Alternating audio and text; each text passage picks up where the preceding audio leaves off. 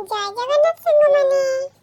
ଆଜି ମୁଁ ବହୁତ ଏନ୍ଜୟ କରି ଗାଧଉଥିଲି, ହେଲେ ଏଇଠି ମାମା ମତେ ସାବୁନ ଦେଖନ୍ତୁ ଆଖିରେ ମୋର ପାଣି ପଶିଗଲା ଆଉ ମୁଁ ଏଇଠି କେତେ ଜୋରସେ କାନ୍ଦିଲି। ତାପରେ ମାମା ମତେ ଟିକେ ରେଡି କରିଦେଲେ।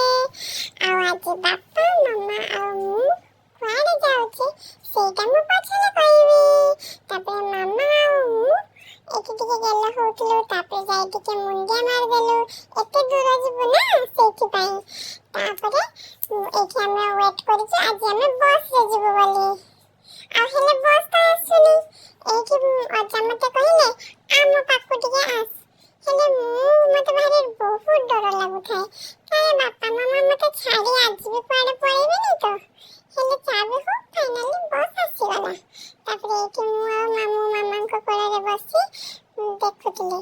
ତାପରେ ଏମିତି ଦେଖୁ ଦେଖୁ ମତେ ନିଦ ଆସିଗଲା ଆଉ ମୁଁ ତାଙ୍କ କୋଳରେ ଶୋଇ ପଡ଼ିଲି। ତାପରେ ଯେତେବେଳେ ମୁଁ ଉଠି ଦେଖେ ତ ଏଇ ଗଛ ଗୁଡାକ ଉଲ୍ଟା ବାଟେ ଯାଉଛନ୍ତି। ମୁଁ ଗୋଟେ ଟାଇପର ଆସିଛି, ସେମାନେ ଆଉ ଗୋଟେ ଆଡେ ଯାଉଛନ୍ତି।